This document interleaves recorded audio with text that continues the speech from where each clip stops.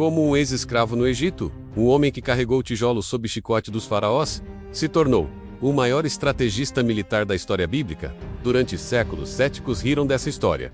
Muralhas que caem ao som de trombetas, uma cidade conquistada através de uma marcha, impossível, diziam eles. Mas então, arqueólogos começaram a cavar. E o que encontraram nas areias de Tel e Sutton, o local onde ficava a antiga Jericó, deixou o mundo acadêmico em choque. Muralhas que não caíram para dentro, mas para fora, criando rampas perfeitas para invasores. Exatamente como descrito em um livro escrito há mais de 3.000 anos. Esta é a história de Josué, um homem que não nasceu líder, que não nasceu livre, que nasceu em cativeiro, mas que se tornaria o comandante de uma das campanhas militares mais extraordinárias já registradas. Enquanto milhões de hebreus gemiam sob a escravidão, um menino nascia. Seu nome, Oseias, que significa simplesmente salvação. Ele cresceu conhecendo apenas correntes, apenas opressão, apenas o gosto amargo da servidão. Mas algo estava prestes a mudar tudo. Quando Moisés confrontou o faraó e as 10 pragas devastaram o Egito, Oseias tinha cerca de 40 anos. Ele viu o Mar Vermelho se abrir, viu o exército mais poderoso do mundo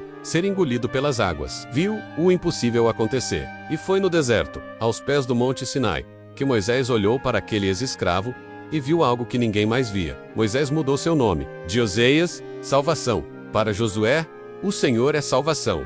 Não era apenas um novo nome, era uma nova identidade, uma nova missão, um novo destino. Mas Josué ainda não sabia que, em breve, ele seria testado de uma forma que separaria os covardes dos corajosos, os duvidosos dos fiéis. Os 40 dias, 12 homens, uma missão: espiar a terra prometida. Josué foi escolhido como um dos 12 espiões enviados para reconhecer Canaã. Junto com ele, Caleb e outros 10 líderes tribais. Eles viram cidades fortificadas, gigantes, exércitos treinados, muralhas que tocavam o céu. Quando voltaram, 10 espiões disseram: impossível. Somos como gafanhotos comparados a eles. Vamos morrer se tentarmos. Mas Josué e Caleb, eles disseram algo completamente diferente. A terra é extraordinariamente boa. Se o Senhor se agradar de nós, Ele nos levará para lá. Não tenham medo. Eles serão nosso alimento. Enquanto milhões tremiam de medo, 2 homens permaneceram firmes. Enquanto uma nação inteira escolheu a covardia, 2 homens escolheram a fé. E por causa dessa escolha, enquanto toda aquela geração de covardes morreria no deserto, apenas Josué e Caleb entrariam na terra prometida. Pelos próximos 40 anos, enquanto Israel vagava pelo deserto, Josué se tornou a sombra de Moisés, seu assistente, seu general, seu sucessor em treinamento. Ele liderou batalhas contra os amalequitas, guardou a tenda da congregação, subiu ao monte Sinai com Moisés, aprendeu a ouvir a voz de Deus, a liderar homens, a confiar no impossível. E então, chegou o dia que mudaria tudo. Moisés, com 120 anos, subiu ao monte Nebo. De lá, ele viu a terra prometida, mas não entraria nela. Seu tempo havia acabado. Antes de morrer, Moisés colocou suas mãos sobre Josué e disse: seja forte e corajoso. Você levará este povo para a terra que jurei dar a eles, e eu estarei com você. Não era Moisés falando, era Deus. Agora, aos 80 anos, Josué enfrentava o desafio de sua vida: substituir o homem que abriu o Mar Vermelho, liderar uma nação de milhões, conquistar uma terra cheia de gigantes e cidades fortificadas. E a primeira cidade no caminho, a fortaleza impenetrável. Mas o que Josué não sabia é que Deus tinha um plano tão absurdo, tão impossível, que se tornaria a batalha mais famosa da história bíblica. Você vai descobrir a verdadeira estratégia por trás da queda de Jericó e como a arqueologia provou que essa história não é mito, é história real. Prepare-se. Tudo que você pensava saber sobre fé, estratégia e o poder do impossível. Israel chorou por 30 dias a morte de Moisés, mas o luto tinha prazo, porque do outro lado do Rio Jordão, inimigos esperavam. Cidades fortificadas, exércitos treinados, gigantes, que fariam qualquer homem tremer. E foi nesse momento que Deus falou com Josué: Moisés, meu servo, está morto. Não havia tempo para sentimentalismo. Não havia espaço para dúvida. Agora, pois, você e todo este povo, preparem-se para atravessar o Jordão. Mas Deus sabia algo. Ele sabia que Josué, mesmo depois de 40 anos ao lado de Moisés, ainda tinha medo, ainda duvidava, ainda se sentia pequeno demais para a tarefa. Por isso, Deus repetiu 3 vezes no mesmo discurso: seja forte e corajoso. Não uma vez, não 2, 3 vezes. Porque Deus conhece o coração humano. Ele sabe que grandes líderes não nascem sem medo. Eles nascem apesar do medo. Josué não perdeu tempo. Ele convocou os oficiais e deu a ordem: preparem provisões, porque em 3 dias atravessaremos o Jordão para tomar posse da terra que o Senhor nosso Deus nos dá. Mas havia um problema. As tribos de Ruben, Gade e metade de Manassés já haviam recebido suas terras do outro lado do Jordão. Eles poderiam simplesmente ficar onde estavam, confortáveis, seguros, em paz. Josué os confrontou: vocês vão deixar seus irmãos lutarem sozinhos? Vocês vão abandonar a missão agora? E qual foi a resposta deles? Tudo o que você nos ordenar, faremos. Para onde você nos enviar, iremos. Quem se rebelar contra suas ordens, será morto. Apenas seja forte e corajoso. Pela primeira vez, Josué não estava apenas seguindo ordens. Ele estava dando ordens. E o povo estava obedecendo. A transição de liderança estava completa. Mas antes de atacar, Josué precisava de informação, estratégia, inteligência militar. Ele enviou 2 espiões para Jericó, não 12, como Moisés havia feito, apenas 2. Homens discretos, silenciosos, mortais. A missão era clara. Vão, examinem a terra. A primeira fortaleza, o primeiro teste, a chave para toda a campanha. E foi em Jericó que algo extraordinário aconteceu. Os espiões entraram na cidade e se esconderam na casa de uma mulher, Raabe, uma prostituta, alguém que a sociedade desprezava, alguém que ninguém esperaria que mudasse a história. Mas quando o rei de Jericó descobriu sobre os espiões e enviou soldados para capturá-los, Raabe fez uma escolha que desafiou tudo. Ela escondeu os espiões no telhado, debaixo de talos de linho. E quando os soldados bateram a porta, ela mentiu para protegê-los. Sim, os homens estiveram aqui, mas já foram embora. Se vocês se apressarem, podem alcançá-los. Os soldados saíram correndo, e no silêncio da noite, Raabe subiu ao telhado e disse algo que mudaria seu destino para sempre. Eu sei que o Senhor deu esta terra a vocês. O terror de vocês caiu sobre nós. Todos os habitantes desta terra estão apavorados. Ela continuou: ouvimos como o Senhor secou as águas do Mar Vermelho quando vocês saíram do Egito, e o que fizeram aos reis amorreus, Seom e Og, que vocês destruíram completamente. Quando ouvimos isso, nossos corações derreteram. Ninguém teve mais coragem de enfrentá-los, porque o Senhor, o Deus de vocês, é Deus em cima nos céus e embaixo na terra. Uma prostituta pagã acabava de fazer a mais profunda confissão de fé. Enquanto Israel duvidava, ela cria. Enquanto os poderosos tremiam, ela escolhia o lado de Deus. E então ela pediu: agora jurem pelo Senhor que, assim como fui bondosa com vocês, vocês serão bondosos com minha família. Salvem meu pai, minha mãe, meus irmãos, minhas irmãs, e todos os que lhes pertencem. Livrem-nos da morte.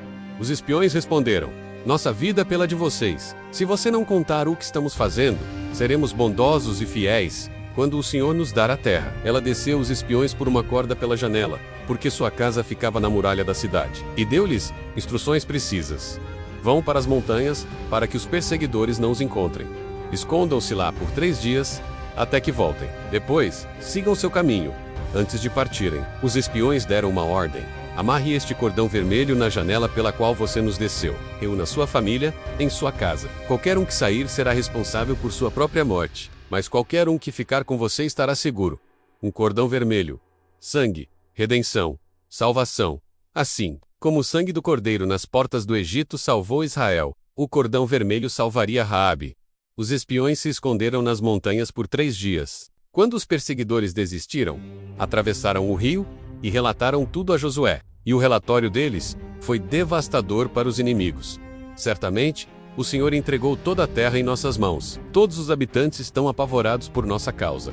Josué agora tinha a informação que precisava. O inimigo não estava apenas fortificado, a batalha já estava meio vencida antes mesmo de começar. No dia seguinte, Josué e todo Israel partiram de Sitim e foram até o Jordão, onde acamparam antes de atravessar. Mas havia um problema. O Jordão estava em época de enchente. As águas transbordavam. A correnteza era mortal. Atravessar era impossível. Depois de 3 dias, os oficiais percorreram o acampamento dando ordens. Quando virem a Arca da Aliança sendo carregada pelos sacerdotes levitas, saiam de onde estão e a sigam, mas mantenham distância de cerca de 1000 metros. Não se aproximem dela. Por quê? Porque o que estava prestes a acontecer não era apenas uma travessia. Era uma consagração, uma demonstração de poder, uma declaração de guerra. Josué disse ao povo: consagrem-se, porque amanhã o Senhor fará maravilhas entre vocês. E então ele disse aos sacerdotes: peguem a Arca da Aliança e vão à frente do povo. E Deus disse a Josué: hoje começarei Farei você grande aos olhos de todo Israel, para que saibam que assim como estive com Moisés, estarei com você. Não era apenas sobre atravessar um rio, era sobre legitimidade. Era sobre provar que Josué não era uma cópia inferior de Moisés. Ele era o escolhido de Deus para esta geração. E quando os pés dos sacerdotes tocaram as águas do Jordão em plena enchente, o impossível aconteceu novamente. Você vai testemunhar o milagre que provou que o Deus de Moisés era também o Deus de Josué. Como uma nação inteira atravessou em terra seca, enquanto seus inimigos observavam aterrorizados, prepare-se, porque a conquista está prestes a começar. Josué havia dado a ordem, e os sacerdotes, carregando a Arca da Aliança, começaram a caminhar em direção ao rio. Imagine a cena, milhões de olhos fixos naqueles homens, o silêncio pesado, o medo palpável, e os sacerdotes, passo após passo, se aproximando das águas furiosas. Deus havia dado uma ordem específica a Josué. Diga aos sacerdotes que carregam a arca, quando chegarem à margem do Jordão, entrem na água e parem ali. Não era ore e espere o milagre. Não era fique na margem até as águas pararem. Molhe seus pés. Dê o primeiro passo, porque a fé sem ação é morta. Deus não abre caminhos para quem fica parado. Ele abre caminhos para quem caminha. E então, aconteceu. No exato momento em que os pés dos sacerdotes tocaram a borda das águas, as águas que vinham de cima pararam. Elas se acumularam numa pilha, a uma grande distância, e as águas que desciam para o Mar Morto foram completamente cortadas. E o povo atravessou, em frente a Jericó. Os sacerdotes que carregavam a arca ficaram parados no meio do Jordão, em terra seca, enquanto todo Israel passava. Não foi uma corrida desesperada, foi uma procissão triunfal. Milhões de pessoas atravessando com dignidade, enquanto as águas ficavam suspensas como muralhas ao redor deles. Exatamente como no Mar Vermelho. Mas desta vez, não estavam fugindo. Quando a última pessoa atravessou, Deus deu uma nova ordem.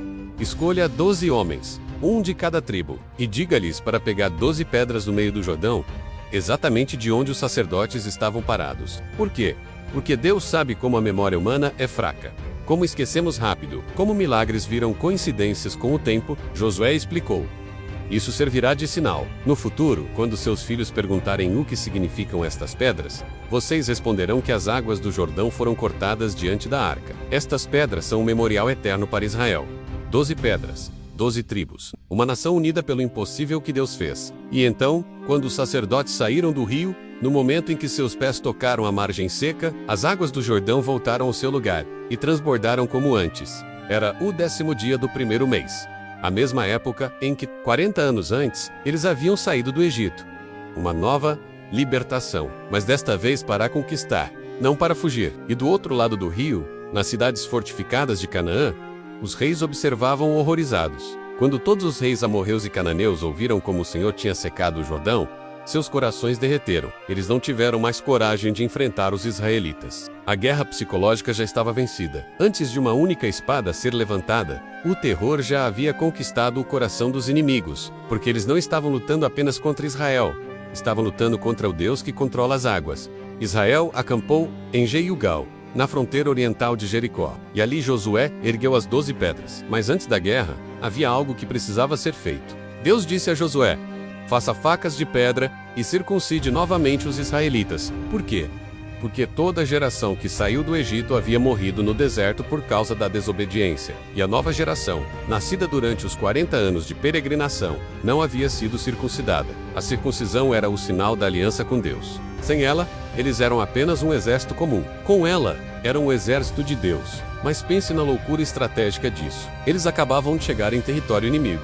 Jericó estava a poucos quilômetros, e Josué ordena que todo o exército passe por um procedimento que os deixaria incapacitados por dias, completamente vulneráveis. Qualquer general humano diria que isso é suicídio, mas Josué sabia que obedecer a Deus era mais importante que qualquer estratégia militar. E sabe o que aconteceu? Nada, nenhum ataque, nenhuma invasão, porque o terror de Deus havia caído sobre os inimigos. Eles estavam paralisados demais para atacar. Depois que a nação se recuperou, aconteceu algo profundamente simbólico. No 14º dia do mês, enquanto acampados em Gilgal, os israelitas celebraram a Páscoa. 40 anos antes, eles haviam celebrado a primeira Páscoa no Egito, a noite que marcou sua libertação.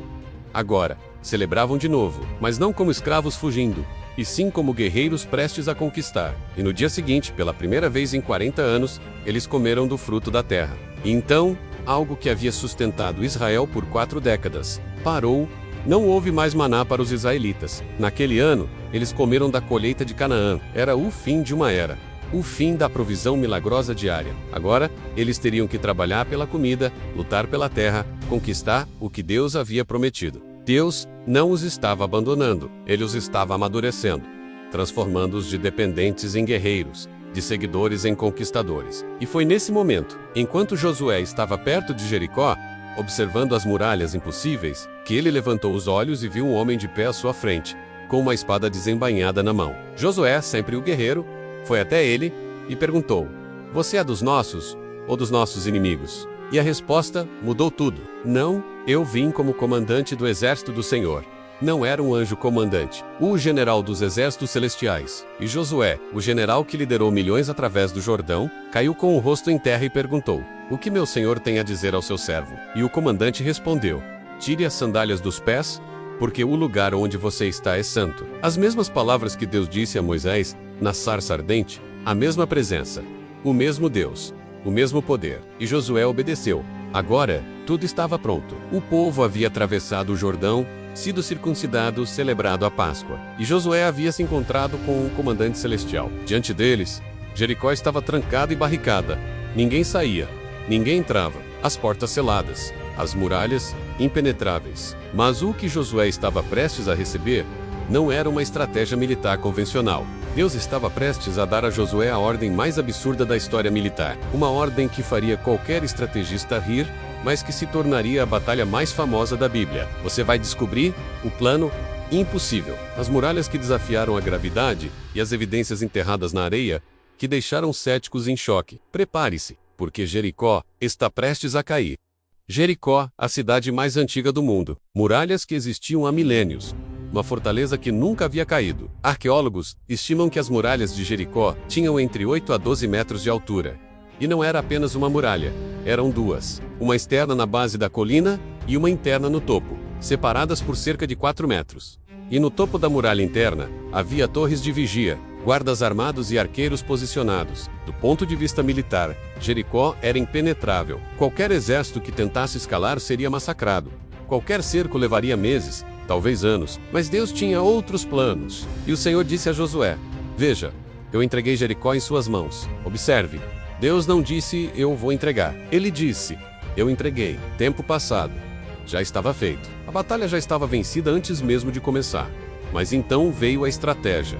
E ela era absurda. Marchem ao redor da cidade uma vez com todos os homens armados. Façam isso por 6 dias. 7 sacerdotes carregarão trombetas de chifre de carneiro na frente da arca. No 7º dia, marchem ao redor da cidade 7 vezes, com os sacerdotes tocando as trombetas. Quando ouvirem o toque prolongado da trombeta, todo o povo dará um forte grito. Então a muralha da cidade desabará.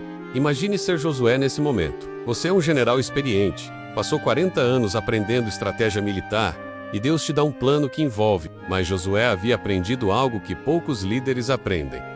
Quando Deus fala, você obedece, mesmo quando não faz sentido. Josué convocou os sacerdotes e deu as ordens exatamente como Deus havia instruído. E então acrescentou algo crucial ao povo: não deem o grito de guerra.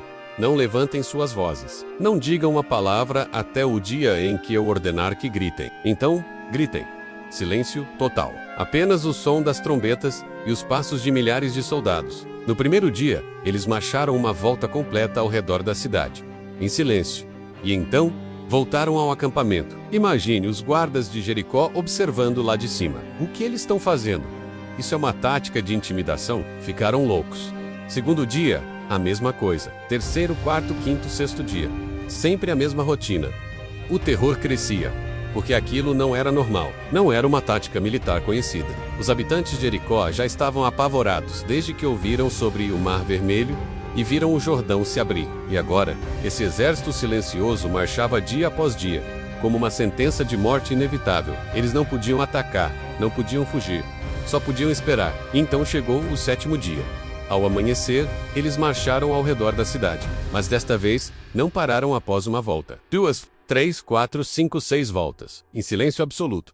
Apenas as trombetas, os passos e a tensão insuportável. E então, na 7ª volta, os sacerdotes tocaram as trombetas, e Josué ordenou ao povo: gritem, porque o Senhor deu a vocês a cidade. E o povo gritou. Um grito de vitória, um grito que abalou os céus. E as muralhas desabaram. As muralhas que haviam resistido por milênios caíram. E o povo subiu para a cidade, cada um direto à sua frente. E a tomaram. Mas como? Se as muralhas caíram, deveria haver escombros bloqueando o caminho, certo? A menos que as muralhas tenham caído para fora, criando rampas perfeitas para os invasores subirem. E é exatamente isso que a arqueologia descobriu. Por séculos, céticos zombaram da história de Jericó. Muralhas que caem com trombetas. No início do século XX, arqueólogos começaram a escavar o local da antiga Jericó. O arqueólogo britânico John Garstin liderou as escavações. E o que ele encontrou deixou a comunidade acadêmica em choque. Muralhas duplas, exatamente como a Bíblia descreveu. E essas muralhas haviam caído, mas não para dentro como seria esperado. Elas haviam caído para fora. Garstin escreveu: a queda das muralhas foi completa. As paredes caíram para fora, de modo que os atacantes puderam escalar sobre as ruínas e entrar na cidade. Mas tem mais. Décadas depois, a arqueóloga Kathleen Kenyon conduziu novas escavações, e ela encontrou evidências de que a cidade havia sido queimada. Camadas espessas de cinzas e madeira carbonizada, e grãos queimados ainda armazenados em jarros. Isso é estranho. Por quê? Porque exércitos antigos saqueavam os grãos. Era parte do espólio de guerra, mas os grãos foram deixados para queimar, como se os conquistadores tivessem sido ordenados a não tocar em nada. E adivinha o que a Bíblia diz que Josué ordenou? A cidade e tudo o que nela há serão consagrados ao Senhor para a destruição. Guardem-se das coisas consagradas, para que não tomem nada delas, e tragam destruição sobre o acampamento de Israel. Nada poderia ser saqueado. Tudo deveria ser destruído ou consagrado a Deus. E as evidências arqueológicas mostram exatamente isso. Uma cidade queimada, com grãos ainda armazenados. Mas houve uma exceção. Uma única casa que foi poupada. A casa de Raabe. Enquanto Jericó queimava, uma família era salva. Por causa da fé de uma mulher. Por causa de um cordão vermelho. A prostituta, que arriscou tudo, ela não apenas sobreviveu, ela foi integrada em Israel. E se você abrir o Evangelho de Mateus e ler a genealogia de Jesus Cristo, você encontrará o nome dela. Raabe, a prostituta cananeia, se tornou ancestral do rei Davi, e através dele, de Jesus Cristo, de prostituta pagã a parte da linhagem do Salvador do mundo. Mas a história não termina aí. Josué fez um juramento solene.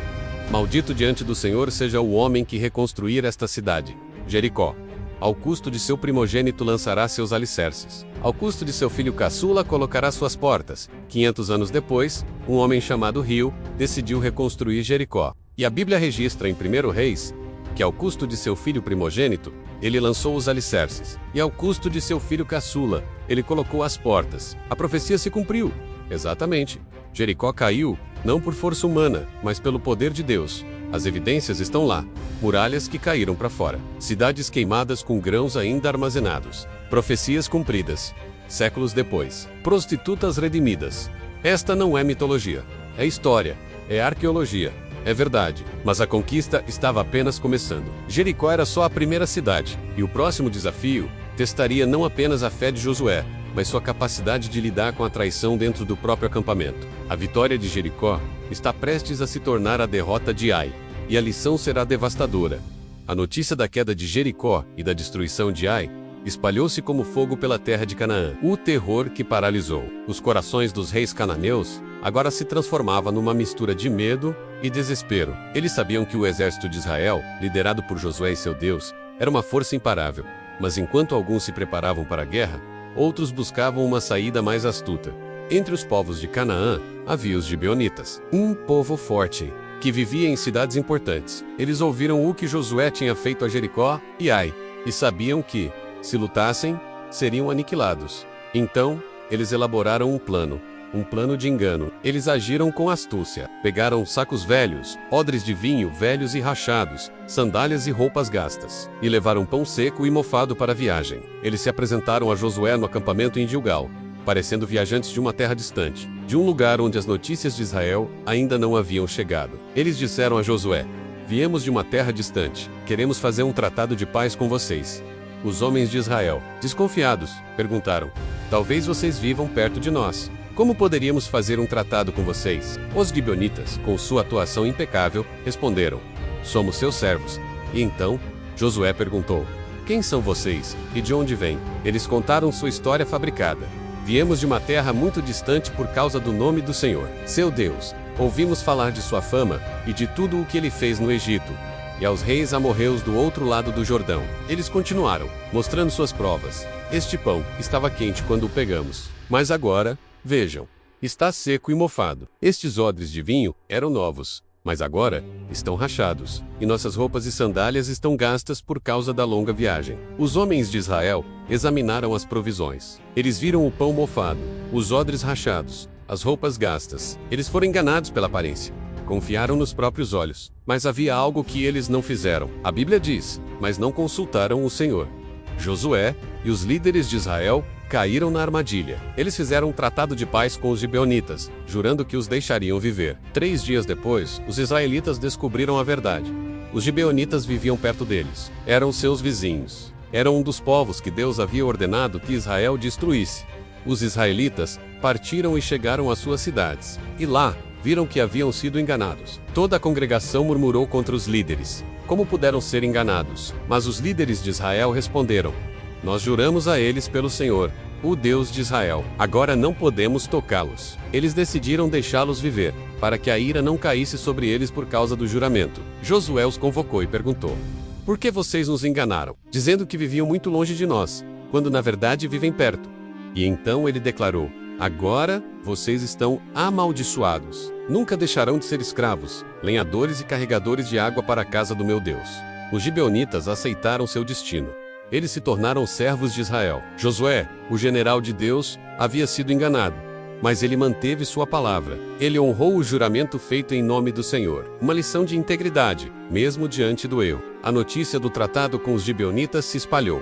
E para os reis cananeus, isso era um ato de guerra. Adoni-Zedec, rei de Jerusalém, ficou aterrorizado. Gibeão era uma cidade grande, e seus homens eram guerreiros valentes. Ele sabia que se Gibeão se aliou a Israel, a próxima seria Jerusalém. Então, ele enviou mensageiros a outros 4 reis, de Hebron, de Jarmute, de Laquis e Eglon. Sua mensagem era clara: venham e me ajudem a atacar Gibeão, porque eles fizeram um tratado de paz com Josué e os israelitas.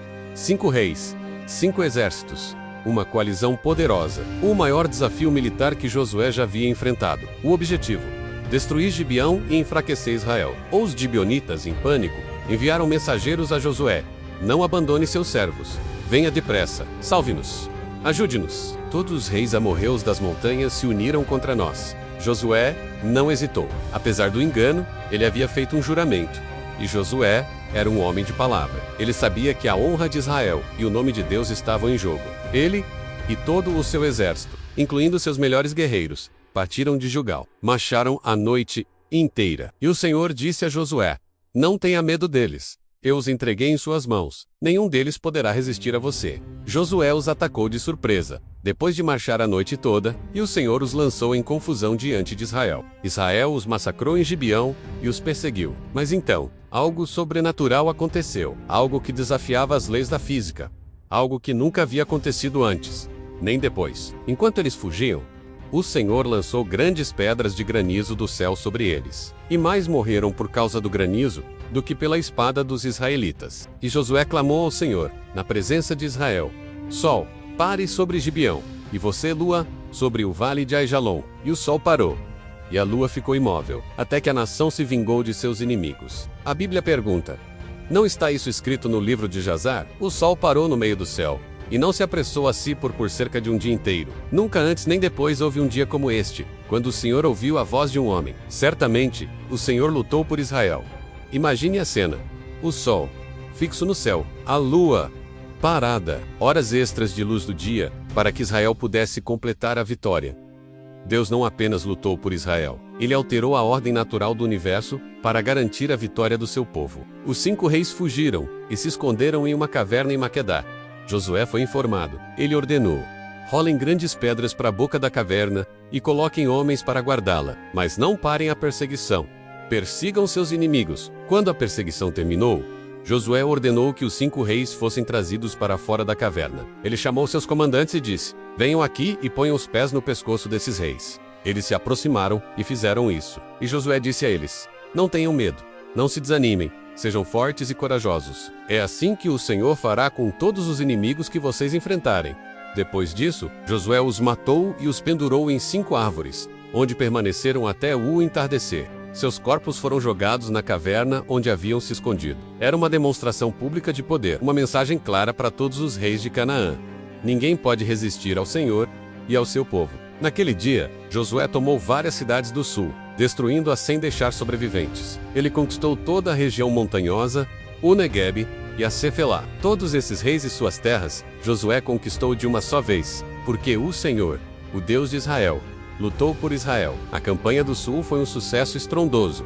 As promessas de Deus estavam se cumprindo. O engano dos gibeonitas ensinou a Josué a importância de consultar a Deus.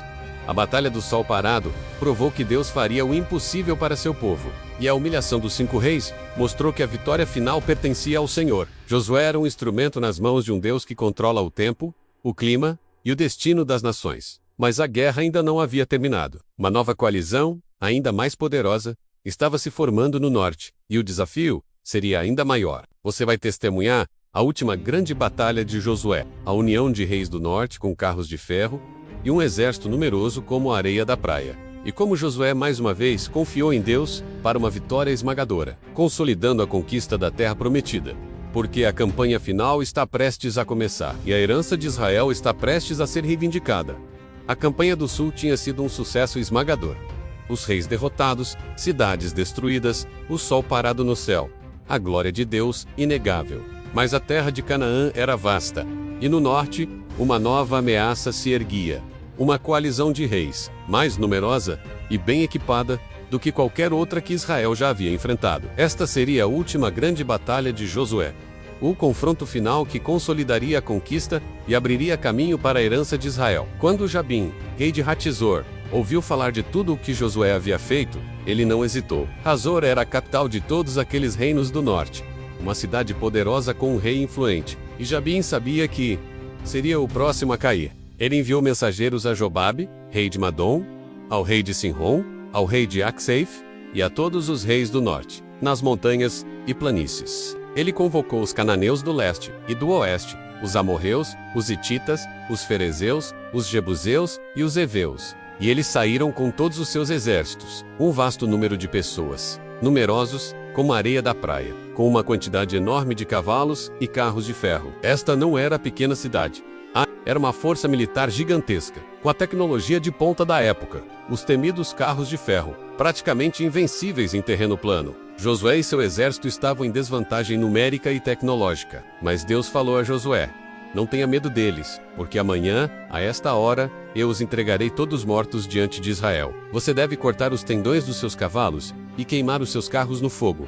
Deus não apenas prometeu a vitória, mas deu a Josué uma estratégia específica para neutralizar a maior vantagem do inimigo. Cortar os tendões dos cavalos os tornaria inúteis. Queimar os carros os destruiria. Era uma ordem de destruição total do poderio militar inimigo. Então, Josué e todo o seu exército os atacaram de surpresa nas águas de Merom.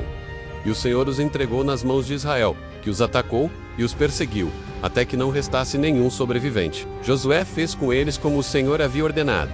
Cortou os tendões dos seus cavalos e queimou os seus carros no fogo. A vitória foi completa. O exército numeroso como a areia da praia foi aniquilado. Os carros de ferro, a tecnologia mais avançada da época, foram reduzidos a cinzas. Mais uma vez, a força de Israel não estava em seus números ou armas, mas na obediência a Deus e no poder de Deus, que lutava por eles. Josué voltou e tomou Hatizor, matando seu rei à espada. Ele destruiu completamente todos os que nela viviam e queimou Hatizor no fogo. Todas as cidades daqueles reis e todos os seus reis, Josué tomou e os matou, destruindo-os completamente, como Moisés, servo do Senhor, havia ordenado. Mas Israel não queimou nenhuma das cidades construídas sobre montes, exceto Hatzer, que Josué queimou. E todo o despojo dessas cidades e o gado, os israelitas tomaram para si. A conquista do norte estava completa. A terra estava em grande parte sob o controle de Israel. Assim, Josué conquistou toda a terra, a região montanhosa, todo o Neguebe, toda a terra de Gósen, a Cefelá, a Arabá e a região montanhosa de Israel, desde o Monte Alaque até Baal-Gad, no Vale do Líbano. Ele capturou todos os seus reis, os atacou e os matou. Josué fez guerra contra todos esses reis por um longo tempo. Não foi uma vitória instantânea, mas uma série de batalhas e conquistas. Nenhuma das cidades fez paz com os israelitas, exceto os heveus que viviam em Gibeão. Todas as outras foram tomadas em batalha, porque foi do Senhor endurecer o coração deles para que viessem à guerra contra Israel, para que ele pudesse destruí-los completamente, sem misericórdia. Assim, Josué tomou toda a terra, exatamente como o Senhor havia dito a Moisés. E Josué a deu como herança a Israel, de acordo com suas divisões tribais, e a terra teve descanso da guerra. Com a conquista concluída, a próxima grande tarefa de Josué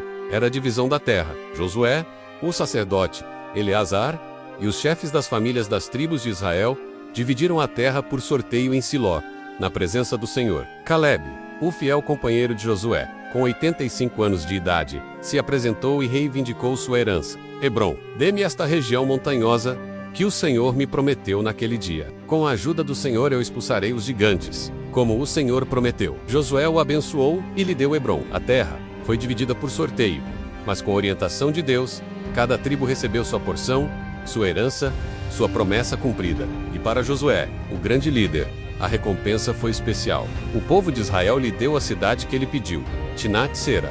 Ele a reconstruiu e morou nela. Josué também estabeleceu as cidades de refúgio, como Deus havia ordenado.